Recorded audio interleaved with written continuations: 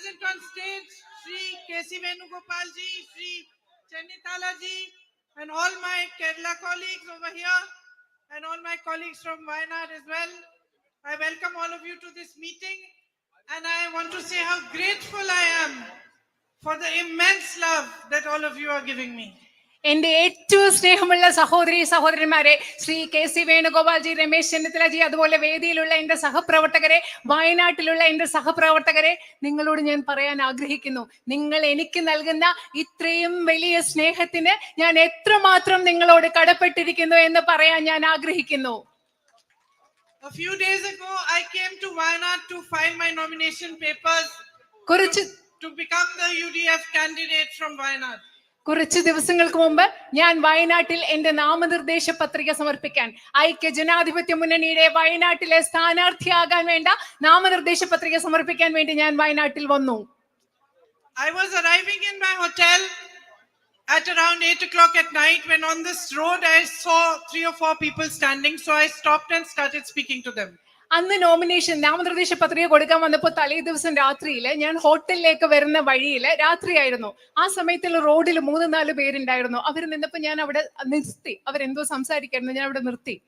One of them was from the army. അതിൽ ഒരാൾ ആർമിയിൽ നിന്നുള്ള ആളായിരുന്നു.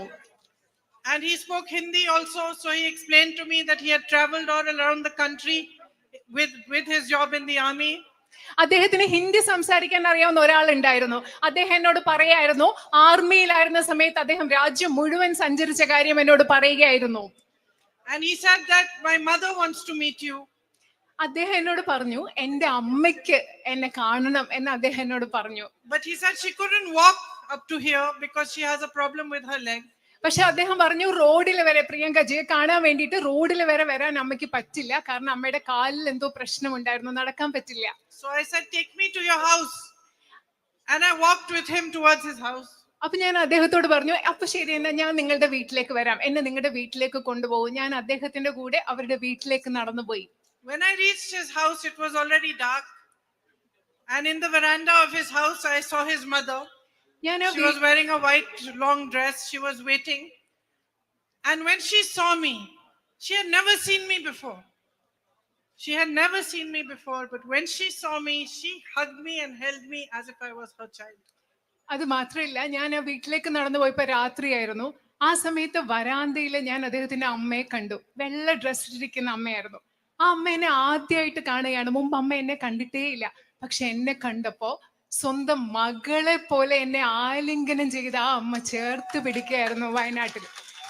And I can truthfully tell you, I did not feel any difference in the way she held me and the way my mother holds me.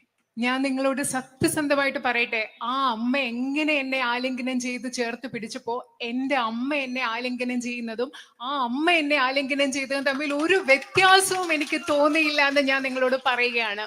She held my hand and took me in her home. She made me sit down and she put her rosary in my hand. അത് മാത്രമല്ല, ആ അമ്മ എന്റെ കൈ പിടിച്ചു എന്നെ വീട്ടിൽ കൊണ്ടുപോയി അവിടെ ഇരുത്തി. അത് മാത്രമല്ല, ആ അമ്മയുടെ കയ്യിൽ ഉണ്ടായിരുന്ന കൊന്ത എന്റെ കയ്യിൽ വെച്ച് തന്നു. Her name is Frisia and she told me, this rosary you give to your mother. അത് മാത്രമല്ല, ആ അമ്മയുടെ പേരെന്തായിരുന്നു അറിയോ? ഫ്രീസിയ. എന്റെ കയ്യിൽ കൊന്ത വെച്ച് തന്നിട്ട് ആ അമ്മ എന്നോട് പറഞ്ഞു, ഈ റോസറി, ഈ കൊന്ത കൊണ്ടുപോയി നിങ്ങളുടെ അമ്മയ്ക്ക് കൊടുക്കണം, അതായത് സോണിയ മാമിന് കൊടുക്കണം എന്നാണ് ആ അമ്മ എന്നോട് പറഞ്ഞത്. I felt like I have not even stepped into Wayanad and I already have a mother here. അത് മാത്രമല്ല, എനിക്ക് എന്താ തോന്നിയെന്നറിയോ? ഞാൻ വയനാട്ടിലോടൊന്ന് കാലെടുത്ത് വെച്ചതേ ഉള്ളൂ, അപ്പോഴേ എനിക്ക് ഇവിടെ ഒരു അമ്മയെ കിട്ടിയെന്നാണ് അന്നത്തെ ദിവസം എനിക്ക് തോന്നിയത്. That is how you made me feel in the first moment that I stepped onto your soil. നിങ്ങളുടെ ഈ മണ്ണിൽ, വയനാടിന്റെ മണ്ണിൽ ആദ്യത്തെ പ്രാവശ്യം കാലെടുത്ത് വെച്ചപ്പോ വയനാട്ടുകാരായി നിങ്ങൾ എന്നെ അങ്ങനെയാണ് എനിക്ക് തോന്നിപ്പിച്ചത്. എനിക്കൊരു അമ്മയെ തന്നതുപോലെയാണ് നിങ്ങൾ എന്നെ തോന്നിപ്പിച്ചത്.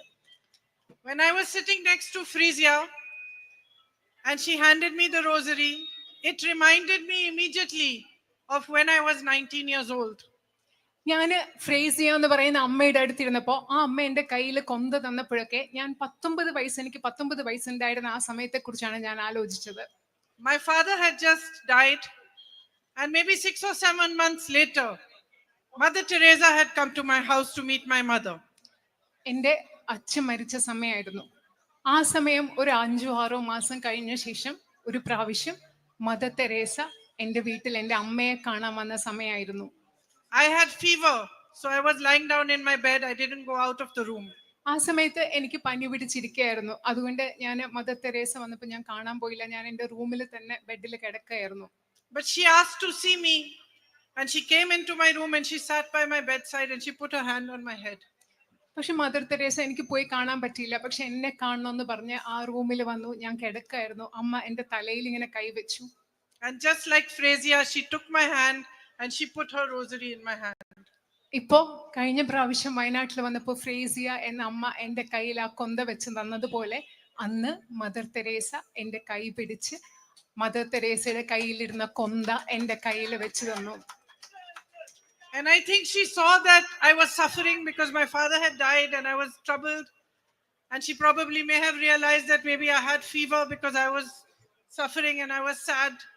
ആ സമയം എൻ്റെ അച്ഛൻ മരിച്ചു കഴിഞ്ഞ സമയമായിരുന്നു. അന്ന് മദർ തെരേസയ്ക്ക് മനസ്സിലായിട്ടുണ്ടാവും ഞാൻ വലിയ ബുദ്ധിമുട്ടിലൂടെ കടന്നു പോവുകയാണ്, ഞാൻ വിഷമിച്ചിരിക്കുകയാണ്, ഞാൻ കഷ്ടപ്പാടിലൂടെ കടന്നു പോവുകയാണ്, അതുകൊണ്ടാണ് എനിക്ക് പനി പിടിച്ചതെന്നൊക്കെ മനസ്സിലാക്കിയിട്ടാവും ഒരുപക്ഷെ ആ കൊന്ത എൻ്റെ കയ്യിൽ വെച്ച് തന്നത്. And she said to me, "You come and work with me." അന്ന് മദർ തെരേസ എന്നോട് പറഞ്ഞു, എൻ്റെ കൂടെ വന്ന് പ്രവർത്തിക്കുന്നു എന്ന് പറഞ്ഞു.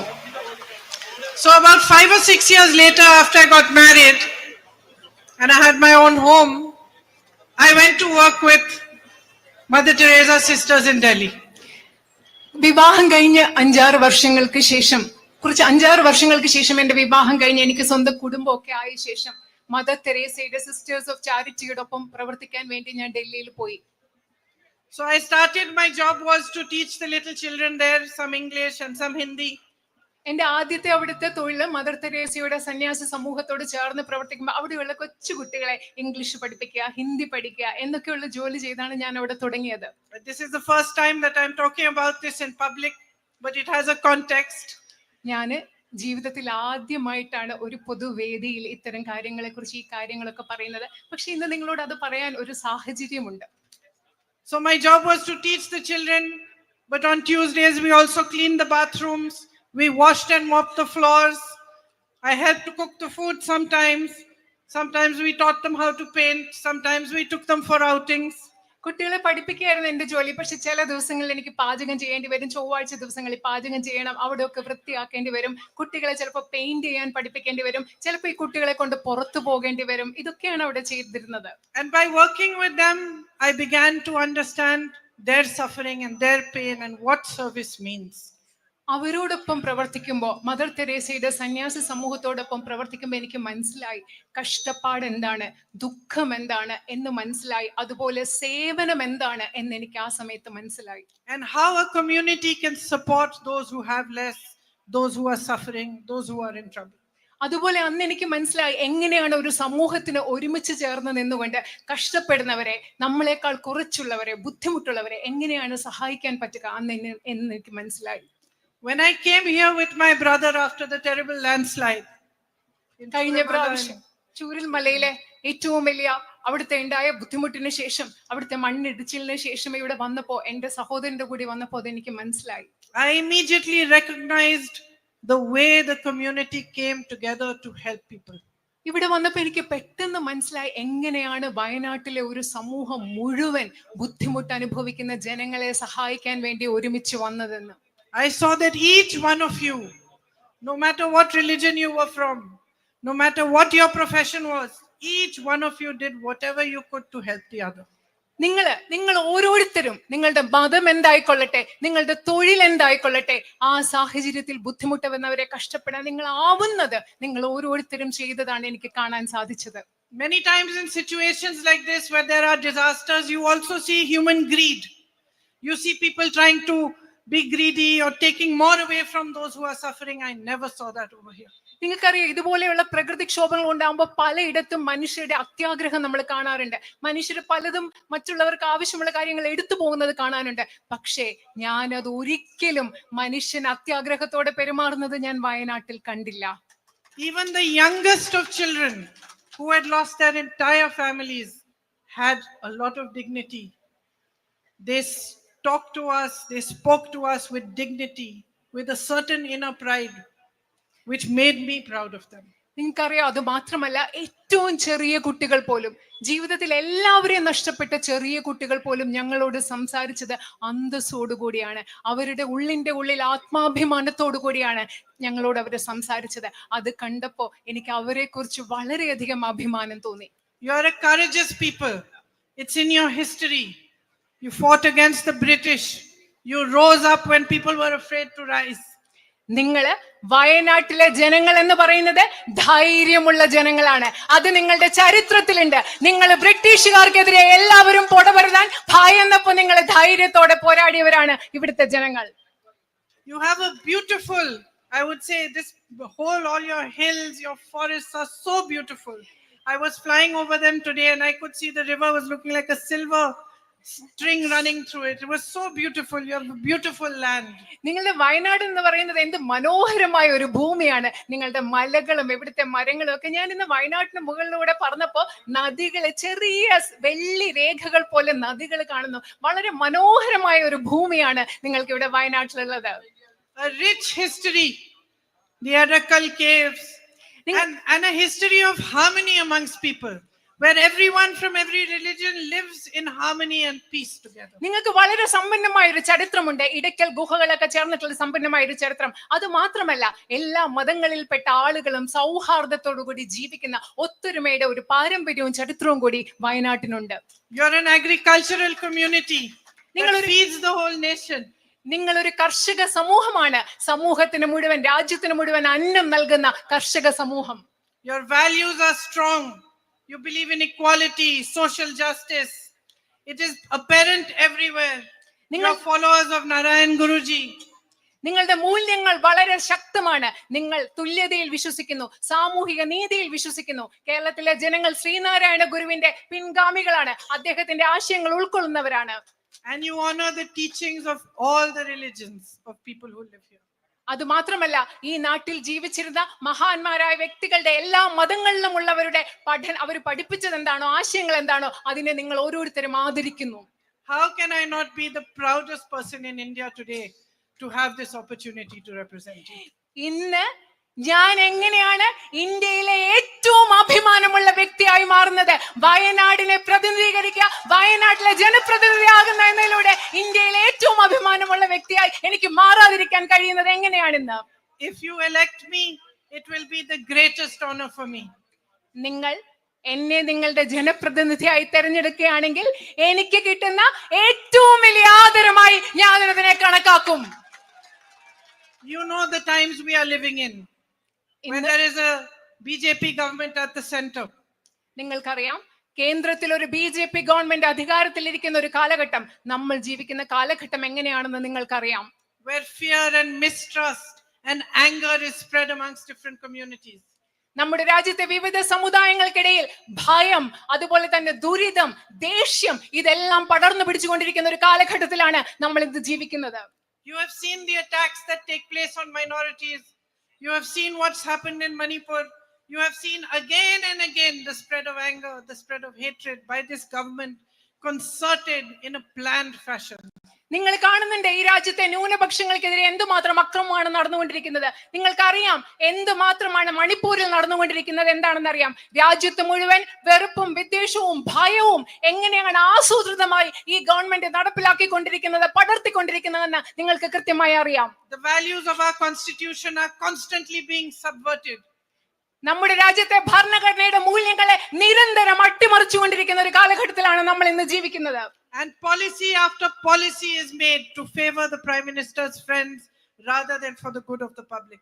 പ്രധാനമന്ത്രിയുടെ സുഹൃത്തുക്കളെ സഹായിക്കുന്നതിന് വേണ്ടിയാണ് ഒന്നൊന്നായി ഈ രാജ്യത്തെ നയങ്ങൾ രൂപീകരിച്ചു കൊണ്ടിരിക്കുന്നത്. അത് ഈ രാജ്യത്തെ സാധാരണക്കാർക്ക് വേണ്ടിയുള്ള നയങ്ങളല്ല.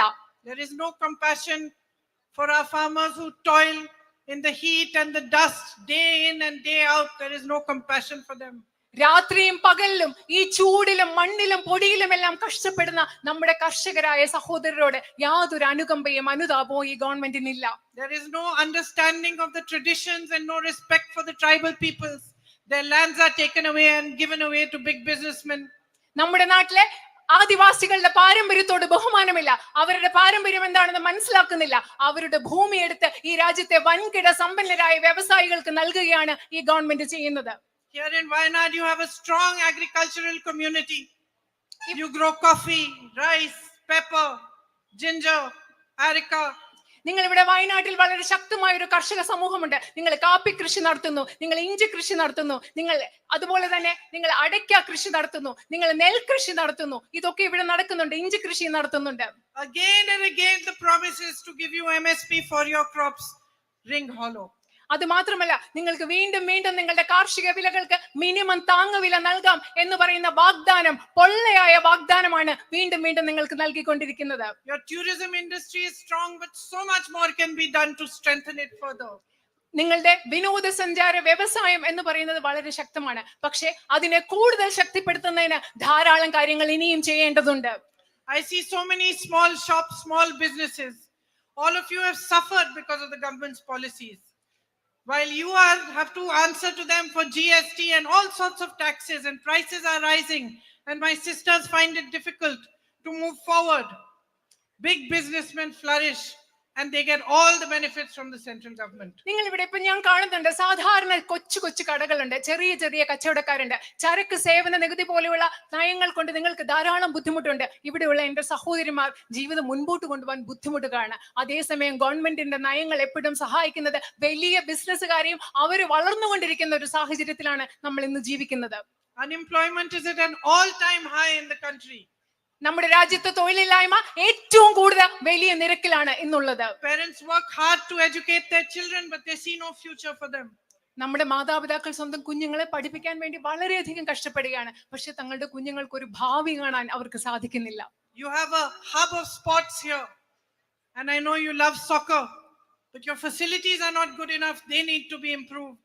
New opportunities need to be created for all these young boys who train so hard and work so hard to play for their state, to play for their country. എനിക്കറിയാം, വയനാട്ടിലുള്ള നിങ്ങൾക്ക് സ്പോർട്സ് കായിക വിനോദങ്ങൾ വളരെ ഇഷ്ടമാണ്, ഫുട്ബോൾ വളരെ ഇഷ്ടമാണ്. പക്ഷെ ഇവിടെ കൂടുതൽ സൗകര്യങ്ങൾ ഉണ്ടാകേണ്ട ആവശ്യമുണ്ട്. നമ്മുടെ രാജ്യത്തിന് വേണ്ടി, സംസ്ഥാനത്തിന് വേണ്ടി ഒക്കെ കളിക്കാൻ തയ്യാറായി നിൽക്കുന്ന ചെറുപ്പക്കാർക്ക് വേണ്ടി കൂടുതൽ സംവിധാനങ്ങൾ ആ മേഖലയിൽ ഉണ്ടാകേണ്ട ആവശ്യമുണ്ട്. And over the years, because of the change in the kind of crops you are growing, you have developed a water issue here as well that needs resolution. അത് മാത്രമല്ല, നിങ്ങൾ വർഷങ്ങളായി പലതരത്തിലുള്ള വിളകൾ നിങ്ങൾ കൃഷി ചെയ്യുകയാണ്. അതുകൊണ്ട് നിങ്ങൾക്ക് ജലവുമായിട്ട് ബന്ധപ്പെട്ട്, ജലസേചനവുമായി ബന്ധപ്പെട്ട ഒരു പ്രശ്നമുണ്ട്. അതും പരിഹരിക്കേണ്ടതുണ്ട് എന്ന് എനിക്കറിയാം. The tribal community needs access to healthcare, needs better access to education. You need better houses. അത് മാത്രമല്ല, ഇവിടുത്തെ ആദിവാസി സമൂഹത്തിന് കൂടുതൽ ആരോഗ്യ മേഖലയിൽ കൂടുതൽ പ്രവേശിക്കാനുള്ള സംവിധാനങ്ങൾ ഉണ്ടാകണം, കൂടുതൽ മെച്ചപ്പെട്ട വിദ്യാഭ്യാസം ഉണ്ടാകണം, അതുപോലെ കൂടുതൽ മെച്ചപ്പെട്ട സൗകര്യങ്ങൾ ഉണ്ടാവണം. While I was coming here, some girls were standing outside their school. They stopped me and I asked them, what is the biggest thing that you think needs to be done? And they told me again about the medical college. ഞാൻ ഇങ്ങോട്ട് വരുമ്പോൾ വഴിയിൽ കുറച്ച് പെൺകുട്ടികൾ നിൽക്കുന്നുണ്ടായിരുന്നു. ഞാൻ അവരോട് സംസാരിച്ചിട്ട് അവരോട് ചോദിച്ചു, നിങ്ങളുടെ ഏറ്റവും പ്രധാനപ്പെട്ട ആവശ്യം എന്താണ്, ഏറ്റവും അത്യാവശ്യമായി ഇവിടെ ചെയ്യേണ്ട കാര്യം എന്താണെന്ന് ചോദിച്ചപ്പോൾ അവർ പറഞ്ഞ മറുപടി മെഡിക്കൽ കോളേജ് എന്നതാണ്. And how important healthcare services are. എനിക്കറിയാം, ആരോഗ്യ പരിരക്ഷാ സംവിധാനങ്ങൾ എത്രമാത്രം പ്രധാനപ്പെട്ടതാണെന്ന് അറിയാം. I know my brother has been fighting for it and he has managed, at least with some pressure, to get some progress. But I promise you to fight as hard as him, if not harder, so that they should provide you with the facilities. എനിക്കറിയാം, എന്റെ സഹോദരൻ എന്നോട് അതിനെക്കുറിച്ച് പറഞ്ഞിട്ടുണ്ട്. വയനാട്ടുകാർക്ക് ഒരു medical college കിട്ടുന്നതിന് വേണ്ടി എന്റെ സഹോദരൻ ഒരുപാട് കഷ്ടപ്പെട്ടിട്ടുണ്ട്. പക്ഷെ അദ്ദേഹത്തിന് അതിൽ കുറച്ചെങ്കിലും പുരോഗതി ഉണ്ടാക്കാൻ സാധിച്ചു എന്ന് എനിക്ക് കരുതുന്നു. ഞാൻ എന്റെ സഹോദരന് എത്രമാത്രം വയനാട്ടിലെ മെഡിക്കൽ കോളേജിന് വേണ്ടി പ്രവർത്തിച്ചു, അതുപോലെ ശക്തമായി നിങ്ങൾക്ക് മെഡിക്കൽ കോളേജ് ലഭ്യമാക്കാൻ ഞാൻ പ്രവർത്തിക്കുമെന്ന് നിങ്ങൾക്ക് ഉറപ്പ് നൽകുന്നു. Another gentleman stopped me on the road while coming here and he told me, he said, promise me that you are going to fight about the night ban, because I come from that side and I do not get leave of 2 days and I have to leave at 4 o'clock to be able to come through the forest. He said, promise me you will fight for it. And he said, promise that you will fight to find some resolution, as much as can be done, for the man and animal conflict that we are facing. അത് മാത്രമല്ല, ഞാൻ വഴിയിൽ വരുന്നപ്പോൾ മറ്റൊരാൾ എന്നെ അവിടെ പിടിച്ചു നിർത്തിയിട്ട് പറഞ്ഞു, എനിക്ക് ഉറപ്പ് നൽകൂ, എനിക്ക് വാഗ്ദാനം നൽകൂ, നിങ്ങളാൽ പറ്റുന്നത് ഇവിടുത്തെ യാത്രാ നിരോധനം ഇല്ലാതാക്കാൻ വേണ്ടി നിങ്ങളാൽ പറ്റുന്നത് ചെയ്യാം എന്ന് എനിക്ക് ഉറപ്പ് നൽകുന്നു. കാരണം എനിക്ക് 2 ദിവസത്തെ ലീവ് കിട്ടുന്നില്ല, കാട്ടിൽ കൂടെ വന്ന് തിരിച്ചു പോകാനുള്ള ലീവ് എനിക്ക് കിട്ടുന്നില്ല. അതുപോലെ നിങ്ങൾ എനിക്ക് ഉറപ്പ് നൽകുന്നു, ഉറപ്പ് നൽകണം, ഇവിടുത്തെ വന്യജീവി സംഘർഷം ഇല്ലാതാക്കാനും നിങ്ങൾക്ക് പറ്റുന്നത് പോലെ പ്രവർത്തിക്കാമെന്ന് എനിക്ക് ഉറപ്പ് നൽകണമെന്ന് ആ മനുഷ്യൻ എന്നോട് ആവശ്യപ്പെട്ടു. So I'm beginning to get an understanding of what are the real issues here and what are the things that are really close to your heart that you want resolution for. ഈ സംസാരത്തിൽ നിന്നൊക്കെ ഞാൻ മനസ്സിലാക്കി തുടങ്ങുകയാണ് വയനാട്ടുകാരുടെ പ്രശ്നങ്ങൾ എന്തൊക്കെയാണ്, നിങ്ങളുടെ മനസ്സിനോട് അടുത്ത് നിൽക്കുന്ന ഏറ്റവും പ്രധാനപ്പെട്ടതായി പരിഹരിക്കേണ്ട നിങ്ങളുടെ പ്രശ്നങ്ങൾ എന്താണെന്ന് ഞാൻ മനസ്സിലാക്കി തുടങ്ങുകയാണ്. But this is just the beginning for me. I want to come to you, I want to meet you, understand from you, my sisters standing here, my brothers, my farmer brothers, my tribal brothers and sisters. I want to hear from you directly what are your concerns, how we should work towards it and find solutions together with you. പക്ഷേ ഇതെനിക്കൊരു തുടക്കം മാത്രമാണ്. ഞാൻ ഇവിടെ നിൽക്കുന്ന നിങ്ങളോട്, ഇവിടെ നിൽക്കുന്ന എൻ്റെ സഹോദരങ്ങൾ, ഇവിടെ എൻ്റെ സഹോദരിമാർ, അതുപോലെ തന്നെ കർഷകരായ എൻ്റെ സഹോദരർ, അതുപോലെ ആദിവാസികളായ സഹോദരർ, നിങ്ങളുടെ ഓരോരുത്തരുടെയും അടുത്ത് വന്ന് സംസാരിച്ച് നിങ്ങളുടെ പ്രശ്നങ്ങൾ എന്താണെന്ന് മനസ്സിലാക്കണമെന്ന് എനിക്ക് ആഗ്രഹമുണ്ട്. I understand what my responsibility is. When I see you all standing here and you have come here to hear me speak, I know that you are coming here out of love for my brother also. എനിക്ക് എൻ്റെ ഉത്തരവാദിത്വം എന്താണെന്ന് കൃത്യമായി അറിയാം, വ്യക്തമായി അറിയാം. നിങ്ങൾ എല്ലാവരും ഇവിടെ വന്ന് ഇന്ന് സ്നേഹത്തോടു കൂടി എന്നെ കേൾക്കാൻ വന്നു നിൽക്കുമ്പോൾ എനിക്കറിയാം നിങ്ങൾ ഇവിടെ വന്നു നിൽക്കുന്നത് എൻ്റെ സഹോദരനോടുള്ള സ്നേഹം കൂടി കൊണ്ടാണെന്ന് എനിക്ക് വളരെ നന്നായി അറിയാം. I am his sister. I know what a heavy heart he had when he had to leave you. ഞാൻ അദ്ദേഹത്തിന്റെ സഹോദരിയാണ്. നിങ്ങളെ Wayanad is laughing, he also knows. നിങ്ങളെ വയനാട്ടിലെ മണ്ഡലം ഉപേക്ഷിക്കേണ്ടി വന്നപ്പോൾ, വയനാട്ടിലെ ജനങ്ങളിൽ നിന്ന് മാറി നിൽക്കേണ്ടി വന്നപ്പോൾ അദ്ദേഹത്തിന്റെ മനസ്സിൽ എത്രമാത്രം ദുഃഖമുണ്ടായിരുന്നു എന്ന് എനിക്കറിയാം. വേണുജി ചിരിക്കുകയാണ്, കാരണം അദ്ദേഹത്തിനും അതിനെപ്പറ്റി അറിയാം. You gave him love when everybody had turned their back on him. എല്ലാവരും അദ്ദേഹത്തിനെതിരെ തിരിഞ്ഞപ്പോൾ വയനാട്ടിലെ നിങ്ങൾ ഓരോരുത്തരും അദ്ദേഹത്തിന് സ്നേഹം നൽകി. It is you, each one of you, each one standing here, each person who lives in Wayanad, every brother, every sister, every child, every mother, every father who gave him the courage to walk 4,000 kilometers and travel another 4,000 kilometers across this country for unity and peace. അത് മാത്രമല്ല, ഇത് നിങ്ങൾ ഓരോരുത്തരുമാണ്, വയനാട്ടിലെ നിങ്ങൾ ഓരോരുത്തരുമാണ്. വയനാട്ടിലെ ഓരോ അച്ഛനും, വയനാട്ടിലെ ഓരോ അമ്മയും, വയനാട്ടിലെ ഓരോ കുഞ്ഞും, വയനാട്ടിലെ ഓരോ കർഷകരും, നിങ്ങൾ ഓരോരുത്തരുമാണ് ഈ രാജ്യത്തിന്റെ 4000 കിലോമീറ്റർ ഈ രാജ്യം മുഴുവൻ നടക്കാൻ, മറ്റൊരു 4000 കിലോമീറ്റർ ഈ രാജ്യം മുഴുവൻ നടക്കാൻ, ഈ രാജ്യത്തിന്റെ ഐക്യത്തിനും സ്നേഹത്തിനും വേണ്ടി പോരാടാനുള്ള ധൈര്യം എന്റെ സഹോദരന് നൽകിയത് വയനാട്ടുകാരായ നിങ്ങൾ ഓരോരുത്തരുമാണ്. He has a deep relationship with you. He even tells me, not just in public, in private also he tells me that you are his family. He does not treat you like an electorate, he treats you like a family. അദ്ദേഹത്തിന് നിങ്ങളോട് വളരെ ആഴത്തിലുള്ള ഒരു ബന്ധമുണ്ട്. പൊതുവേദിയിൽ മാത്രമല്ല, സ്വകാര്യമായിട്ട് അദ്ദേഹം എന്നോട് പറയും, നിങ്ങളെ അദ്ദേഹം കാണുന്നത് അദ്ദേഹത്തിന് വോട്ട് ചെയ്യുന്ന സമ്മതിദായകരായിട്ടല്ല, അദ്ദേഹത്തിന്റെ മണ്ഡലത്തിലെ ആളുകളായിട്ടല്ല, വയനാട്ടുകാരെ സ്വന്തം കുടുംബമായിട്ടാണ് അദ്ദേഹം കാണുന്നത്. Today we are fighting a very big battle. ഇന്ന് നമ്മൾ വലിയൊരു യുദ്ധമാണ്, പോരാട്ടമാണ് നമ്മൾ ഇന്ന് നടത്തിക്കൊണ്ടിരിക്കുന്നത്. And he is leading that battle. ആ യുദ്ധം, ആ പോരാട്ടത്തെ നയിക്കുന്നത് എൻ്റെ സഹോദരനായ അദ്ദേഹമാണ്. And all of us are fighting for the values on which this country was built. നമ്മൾ എല്ലാവരും ഇന്ന് പോരാടുന്നത് ഈ രാജ്യം ഏത് മൂല്യങ്ങളുടെ അടിസ്ഥാനത്തിലാണോ നിർമ്മിക്കപ്പെട്ടിരിക്കുന്നത് ആ മൂല്യങ്ങൾക്ക് വേണ്ടിയാണ്. We are fighting for the values of our constitution. നമ്മൾ നമ്മുടെ ഭരണഘടനാ മൂല്യങ്ങൾക്ക് വേണ്ടിയാണ് ഇന്ന് പോരാടിക്കൊണ്ടിരിക്കുന്നത്. Today we are fighting for democracy. നമ്മൾ ജനാധിപത്യത്തിന് വേണ്ടിയാണ് ഇന്ന് പോരാടിക്കൊണ്ടിരിക്കുന്നത്. Today we are fighting for equality. നമ്മൾ ഇന്ന് തുല്യതയ്ക്ക് വേണ്ടിയാണ് പോരാടിക്കൊണ്ടിരിക്കുന്നത്. Today we are fighting for the truth. നമ്മൾ ഇന്ന് സത്യത്തിന് വേണ്ടിയാണ് പോരാടിക്കൊണ്ടിരിക്കുന്നത്. And each one of you is an important soldier in this fight.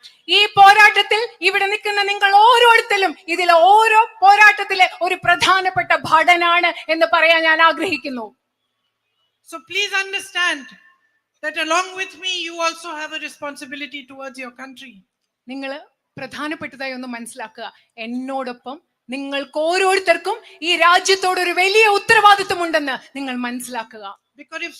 Because if there is a time to stand for what is right, if there is a time to stand for the truth, if there is a time to stand up for democracy, it is now. എപ്പോഴെങ്കിലും ഈ രാജ്യത്ത് സത്യത്തിന് വേണ്ടി നിൽക്കേണ്ട ഒരു സമയമുണ്ടെങ്കിൽ, എപ്പോഴെങ്കിലും ഈ രാജ്യത്ത് ശരിക്ക് വേണ്ടി നിൽക്കേണ്ട ഒരു സമയമുണ്ടെങ്കിൽ, എപ്പോഴെങ്കിലും ഈ രാജ്യത്ത് ജനാധിപത്യത്തിന് വേണ്ടി നിൽക്കുന്ന ഒരു സമയമുണ്ടെങ്കിൽ അത് ഇന്നാണ്, ഈ സമയമാണെന്ന് നിങ്ങളോട് പറയാൻ ഞാൻ ആഗ്രഹിക്കുന്നു. And each one of you with this one vote of yours can stand up for the right thing. നിങ്ങൾക്ക് ഓരോരുത്തർക്കും ലഭ്യമായ ഈ ഒരു വോട്ട് കൊണ്ട് എന്താണ് ശരി, ആ ശരിക്ക് വേണ്ടി നിലനിൽക്കാൻ സാധിക്കും. So somebody asked me, one journalist, while I was coming here, what is your expectation, Priyanka ji? ഞാൻ ഇങ്ങോട്ട് വരുമ്പോൾ ഒരാൾ ചോദിച്ചു, ഒരു പത്രപ്രവർത്തകൻ എന്നോട് ചോദിച്ചു, പ്രിയങ്ക ജി താങ്കളുടെ പ്രതീക്ഷ എന്താണ്? And he was saying, so many lakh votes and so many lakh votes, that is not my expectation.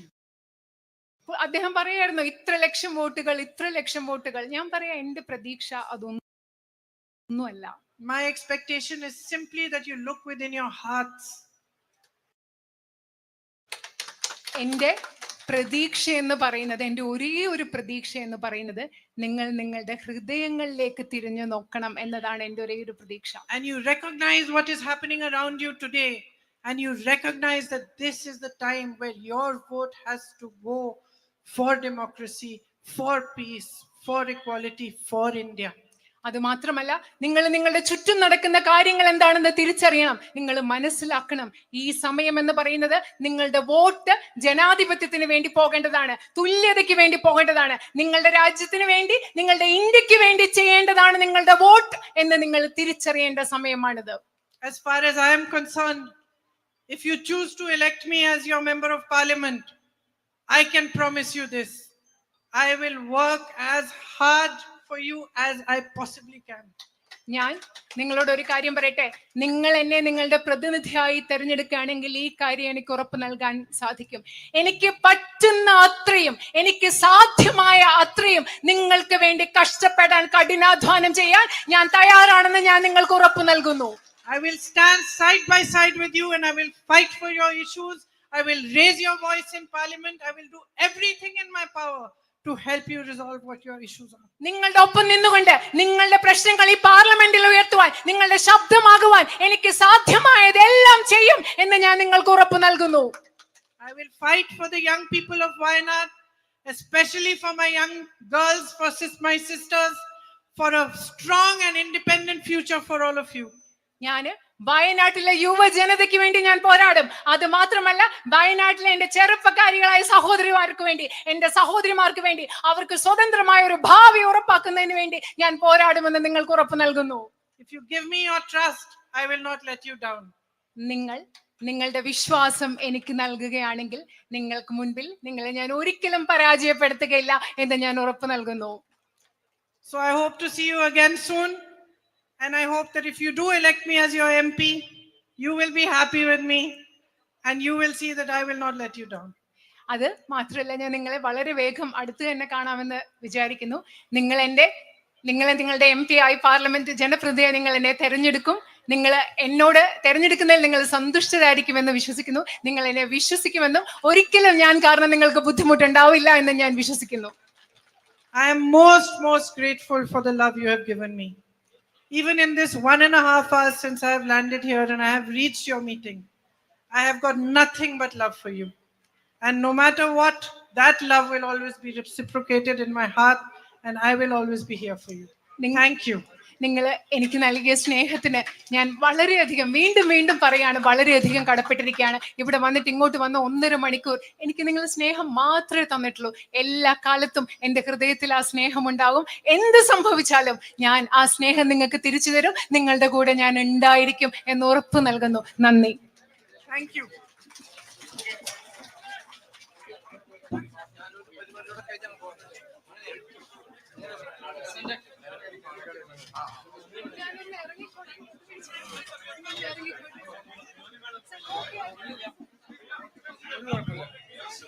പ്രിയമുള്ളവരെ, നമ്മുടെ പ്രിയങ്കരിയായ പ്രിയങ്ക ഗാന്ധി നമ്മോട് ഓരോരുത്തരും വന്ന് നേരിട്ട് വോട്ട് ചോദിക്കുന്നതിന് വേണ്ടിയിട്ടാണ് ഇവിടെ എത്തിയിട്ടുള്ളത്. അവര് നിങ്ങളോട് വോട്ട് ചോദിച്ചുകൊണ്ട് അവരുടെ പാർലമെന്റിലേക്ക് വൻ ഭൂരിപക്ഷത്തോടുകൂടി അയക്കണമേ എന്ന് അഭ്യർത്ഥിക്കാൻ വേണ്ടി വന്നതാണ്. നിങ്ങൾ ഓരോരുത്തരും നൽകിയ സ്വീകരണത്തിന്, ഇത്ര വലിയൊരു സ്വീകരണത്തിന് മീനങ്ങാടി കമ്മിറ്റിയുടെ, UDF കമ്മിറ്റിയുടെ അഗാധമായ നന്ദി എല്ലാവർക്കും വേണ്ടി അർപ്പിക്കുകയാണ്. ജയ് UDF.